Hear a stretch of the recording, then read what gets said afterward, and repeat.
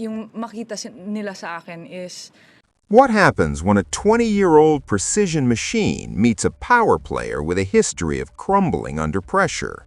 And what if that collision happens on one of tennis's biggest stages, with millions watching and a date with Coco Gauff on the line? Eala just delivered a masterclass in corporate warfare disguised as tennis. And Dayana Yastremska? Well, she looked like someone who showed up to a championship final with last year's playbook and a broken racket. This wasn't just a match, it was an execution, a boardroom takeover, a hostile acquisition of confidence, momentum, all wrapped in a two-set demolition that left the Ukrainian star searching for answers she will not find. So how did a Filipino rising star with ice in her veins dismantle a veteran who's known for crushing forehands and chaos? Stick around, because what happened on that Indian Wells court wasn't just about tennis, it was about evolution, calculation, and the ruthless efficiency of a generation that refuses to lose the same way twice.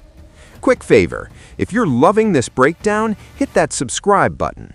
Over 92% of viewers watch without subscribing. It costs nothing, but means everything to us. Already subscribed? Awesome! Thanks for being here. Now back to the battlefield. Let us set the scene. Indian Wells, the desert sun beating down on Stadium Court, the crowd buzzing with anticipation, because this is not just another first-round match. This is a collision between two players who could not be more different if they tried. On one side, you've got Dayana Yastremska, the Ukrainian power hitter who plays tennis like she's trying to knock the cover off the ball. Big serves, bigger forehands, a game built on aggression, volatility, and the kind of risk-taking that either wins you grand slams or sends you packing in the first round. She's the stock trader who bets everything on red and sometimes, just sometimes, hits the jackpot. But here's the thing about high-risk strategies. They only work until they don't. On the other side, Eala, 20 years old, forged in the fires of the Rafa Nadal Academy, where they don't teach you flashy tricks, they teach you survival. They teach you to grind opponents into dust with precision, patience, and the kind of relentless baseline control that makes opponents question their life choices by the second set. Eala doesn't just play tennis, she executes a business plan. Every shot is a calculated decision. Every rally is a negotiation where she holds all the leverage. And if you think that sounds boring, you clearly haven't watched her dismantle someone in real time. This match wasn't just about who hits harder or who serves better. It was about philosophy. Yastremska represents the old guard, the players who rely on raw power and hope their opponents crack first. Eala represents the future, the algorithmic generation that treats tennis like a complex equation where the answer is always the same: outlast, outthink, outsmart. And when the dust settled after this Indian Wells showdown, it was crystal clear which philosophy wins in the modern game. But here's where it gets juicy. This wasn't their first meeting. Oh no, these two have history. Last year, on the grass courts where power players usually thrive, Eala dismantled Yastremska 6-1, 6-2. That's not a close match, that's a statement. That's walking into someone's territory and setting up shop like you own the place. And judging by what happened at Indian Wells, Yastremska still hasn't figured out how to solve the Eala puzzle. Imagine showing up to a rematch after getting dominated, knowing the whole tennis world remembers, knowing your opponent has your number, knowing that every practice session since that loss has been haunted by the memory of getting outclassed on every level. That's the mental baggage Yastremska carried onto the court. Meanwhile, Eala, she walked in with the confidence of someone who has already beaten you once and knows she can do it again. Picture this. Yastremska steps up to serve, channeling all that Ukrainian fire, trying to blow Eala off the court with pure power. She unleashes a serve that would make most players flinch. Eala, she barely blinks, returns it with surgical precision, starting a rally that Yastremska thought she could win with aggression. But here's the problem. Eala doesn't play the game Yastremska wants. She doesn't engage in baseline slugfests. She doesn't trade power for power. Instead, she angles the ball just out of reach, forces Yastremska to move, to stretch, to second-guess every decision. It's like watching a chess master play against someone who only knows how to move the pieces forward.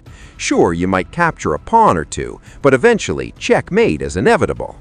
And the crowd? They could feel it, that shift in energy when one player realizes they're not just losing points, they're losing the entire match. Yastremska started out aggressive, confident, ready to impose her will. But by the middle of the first set, you could see the cracks forming, the unforced errors piling up, the frustration creeping in, the desperate attempts to hit winners that only resulted in balls sailing long or crashing into the net. Meanwhile, Eala stayed calm, composed, unbothered, like a CEO watching a competitor's stock crash in real time, knowing she called it months ago.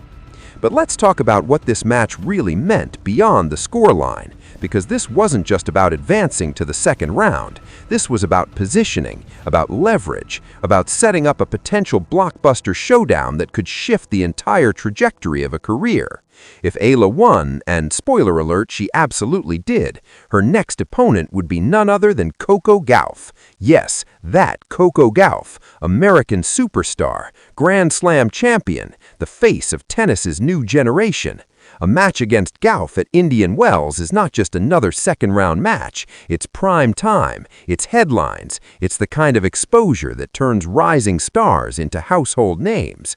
It's the commercial equivalent of getting a meeting with the biggest investor in the industry and walking out with a signed deal. And here's where the stakes get even higher. Eala is not just representing herself, she's carrying the hopes of an entire nation. The Philippines has been waiting for a tennis star to break through on the global stage, and Eala is that player. Every win she wins is not just a personal victory, it's a national celebration. It's proof that Filipino athletes can compete and dominate at the highest levels of any sport.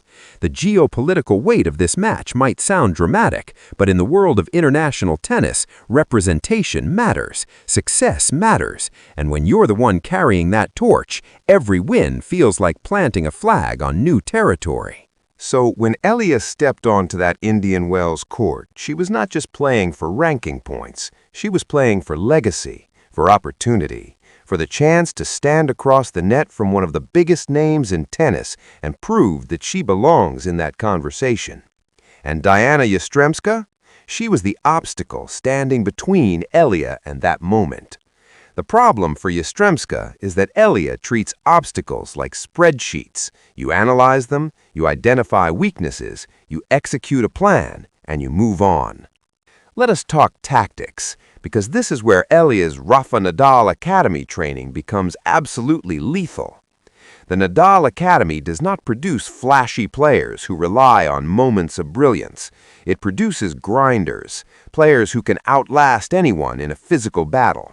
Players who treat every point like a war of attrition, where the victory goes to whoever refuses to break first. Eala embodies that philosophy perfectly. Her baseline control is not just good, it is suffocating. She does not give opponents easy balls to attack. She does not leave openings. She forces you to work for every single point. And if you're someone like Yastremska, who relies on overpowering opponents quickly, that style is kryptonite. Yastremska's game plan was obvious from the start. Hit big, hit early, take control of rallies before Eala could settle into her rhythm. It is a strategy that works against players who crack under pressure. But Eala, she does not crack. She absorbs, she redirects, she waits for you to make the mistake, and then she capitalizes. It is the difference between a sprinter and a marathon runner.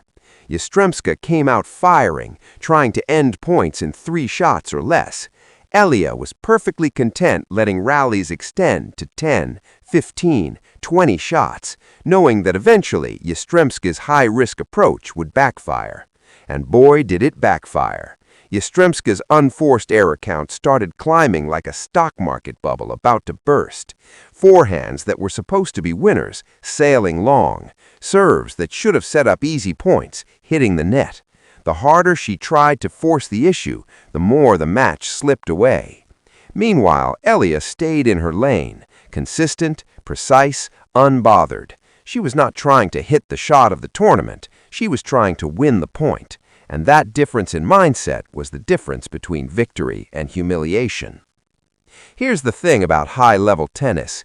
It is not always about who has the bigger serve or the faster forehand. It is about who can execute their game plan under pressure.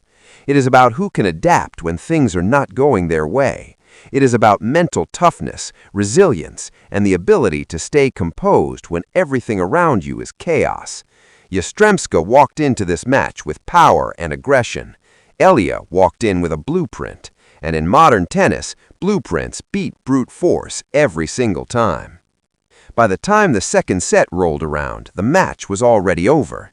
Yastremska knew it, the crowd knew it, and Eala, she was just finishing the job. No drama, no unnecessary risks, just clean, efficient tennis that looked more like a corporate presentation than a sporting event. Here are the numbers, here are the results, here's why this was never really a contest. Eala closed out the match with the kind of calm professionalism that makes opponents realize they were never in control, not for a second, not for a single point. The scoreline reflected what everyone already knew. This was not a match, it was a statement. And now the question hanging in the air, what happens next? Because beating Yastremska was step one. The real test comes in the next round when Eala potentially faces Coco Gauff. That is not just a match, that is a cultural moment. That is the kind of showdown that transcends tennis and becomes a global storyline. Eala, the Filipino phenom representing an entire nation's tennis dreams, versus Gauff, the American superstar who has already conquered Grand Slams and become a household name. The clash of styles, the clash of narratives, the clash of two players who represent the absolute pinnacle of the next generation. If you think Eala is intimidated by that prospect, you haven't been paying attention. This is a player who walked into Indian Wells with a first-round bye, which means she got to rest while other players battled through the early rounds. She got to scout. She got to prepare. She got to watch Yastremska's matches and dissect every weakness, every tendency, every pattern. That's the kind of structural advantage that separates good players from great ones. Eala did not just show up and hope for the best, she engineered her path to victory before the first ball was even struck. This is what the future of tennis looks like. It is not all about raw talent alone. It is about preparation. It is about mental resilience. It is about understanding that every match is not just a physical contest, but a psychological war, where the player who controls the narrative controls the outcome. Eala has mastered that game. She does not just beat opponents on the scoreboard, she beats them in their heads. She makes them doubt their strengths. She makes them question their strategies. And by the time they realize what is happening, the match is already over. So here we are. Eala just dismantled Dayana Yastremska in front of the tennis world, proving once again that precision beats power, strategy beats aggression, and the future belongs to players who treat every match like a calculated business decision. Yastremska came into Indian Wells hoping to redeem herself after last year's loss. Instead, she got reminded that some players just have your number. Some players just know how to exploit every weakness, and some players are simply built different. As the tennis world turns its attention to the next round, one thing is crystal clear. Eala is not just a rising star, she is a force, a movement, a player who represents everything modern tennis demands: resilience, intelligence, ruthless efficiency, and the kind of unshakable confidence that comes from knowing you have done the work, studied the opponent, and executed the plan to perfection. Whether she faces Gauff or anyone else in the next round, one thing is certain. Eala is not here to participate, she is here to dominate. And after what we just witnessed at Indian Wells, the rest of the tour better take notice, because the baseline queen just sent a message, and that message is loud, clear, and absolutely terrifying for anyone standing in her way.